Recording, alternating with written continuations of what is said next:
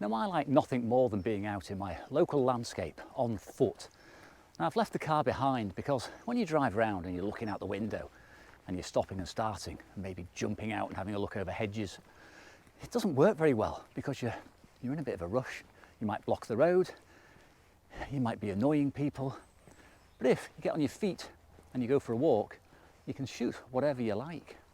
Now years ago I used to ride motorbikes and during the 80s and 90s and into the noughties, and in those halcyon days of the 80s I used to be able to pull up absolutely anywhere on the motorbike with the camera and shoot side of the road, you know, waterfalls, bridges, all the places that were inaccessible to cars, perfectly accessible to me. The only way I'm going to get that nowadays though is to get out the car and potentially go for a few miles walk, but if it results in good images, so be it.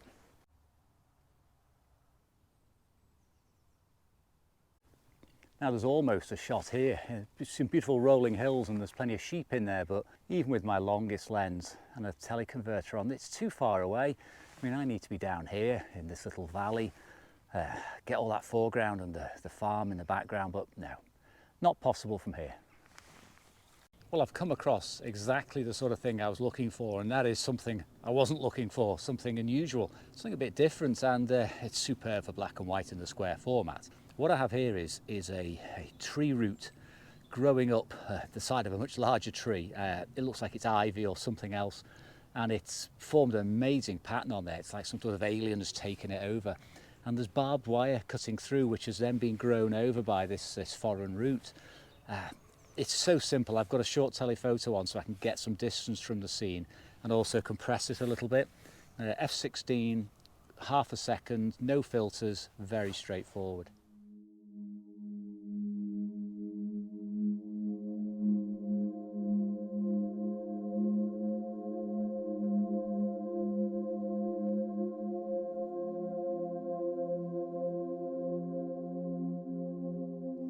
Well, that couldn't have been simpler. It probably took me all of 5 minutes from seeing the image to being here walking back down the road.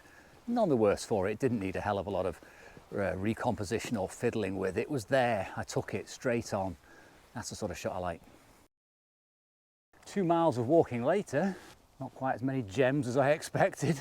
I'm getting good exercise.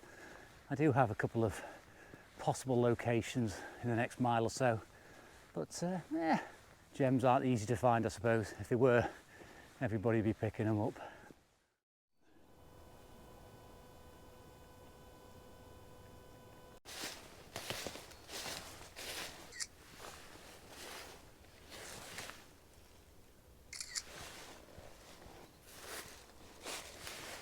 Okay, I've got myself something which is perfect again for the square format, no surprise. Got these two magnificent tree trunks which are sort of joined together, like harmonious, and the nice thing about them is there is a gap in the middle of the trees looking through to another tree. Now I don't want to get too much space around the trees. I'm cutting in quite close on them, but it's the roots and the power of them coming out of the ground. Now by tilting my camera down from a high angle, I'm actually getting diverging verticals, not a great deal, but more so than the actual image has in real life, and that accentuates the power of them as opposed to them converging if I was shooting lower down. So it's a subtle difference, but it allows me to fill the frame at the top a bit more effectively. Now I have my standard 80mm lens on, just set to f11. I don't want too much depth of field, believe it or not, because I would like, if you look at me through here now, through the gap, I'm not sure I want that tree to be totally sharp because it'll compete with these two beauties here.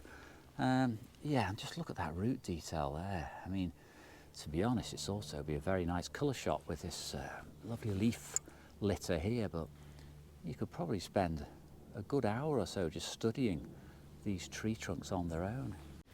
Now metering. The metering was quite straightforward though. This is pretty much a mid-grey, this tree trunk anyway, and you could take your reading off that and you'd be absolutely fine. There's no real dynamic range problems here. But I did take a reading in this area down here because it's a deep shadow. I don't want that black. It'd be a bit coarse really on a day like today. It's not a high contrast scene. Now that gave around about a second in that deep area there, and this was around about half a second. So there's no highlights, like I say, so I've gone for half a second for a couple of frames. No filters, straightforward.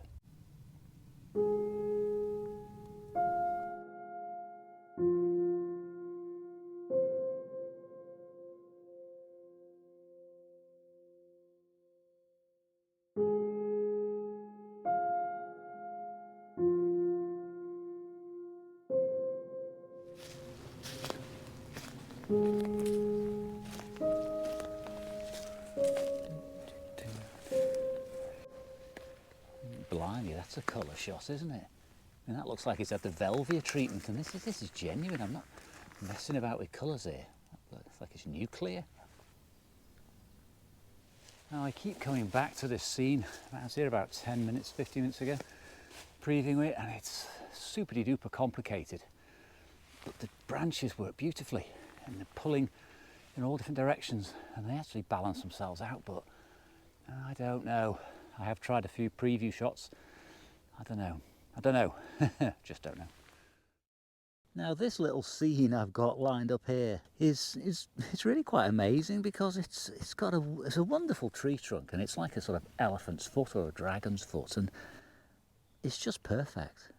Now once again, the metering, I have read around these dark areas as before.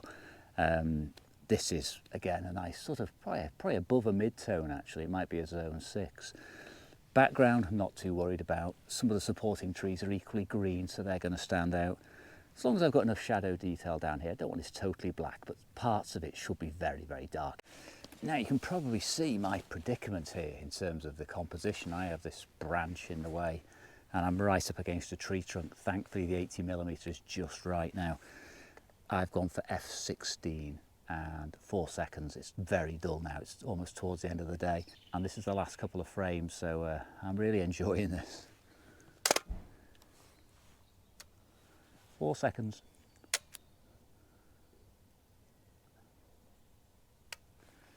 Job done.